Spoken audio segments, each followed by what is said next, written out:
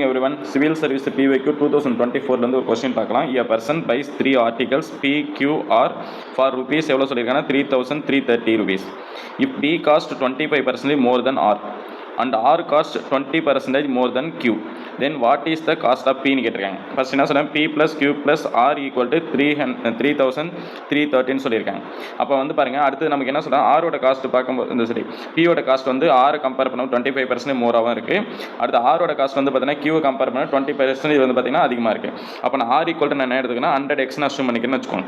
அப்போ இதுலேருந்து பாருங்கள், இதுலேருந்து பார்க்கும்போது ஆரை கம்பேர் பண்ணும்போது எவ்வளோ இருக்குது, 20% மோர் தானே இருக்குனால நமக்கு என்னவாயிரும் 20x ஆயிரும். அடுத்து பாருங்கள், இதுலேருந்து இதுங்க கவனிங்க, இது பார்க்கும்போது நமக்கு 25% எப்படி இருக்குது, மோர் தானே இருக்கும்போது நமக்கு இதோட வேல்யூ நமக்கு என்னவாயிருக்கும் 150x ஆகிருக்கும். அப்போ டோட்டல் எல்லாத்தையும் ஆட் பண்ணிங்கன்னா என்ன வரலாம், 370x ஈக்குவல் என்ன சொல்லலாம் 33330 சொல்லிடலாம். அப்போ 0 கேன்சல் பண்ணியிருக்கேன். எக்ஸ் ஈக்குவல் நமக்கு என்ன வரும் 333 டிவைடட் பை 37 இருக்கும். அப்போ ஆன்சர் ஈக்குவல் 9 வந்திருக்கும்.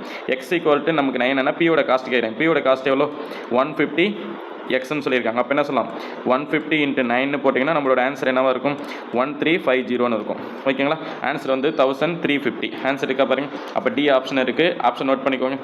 தேங்க்யூ.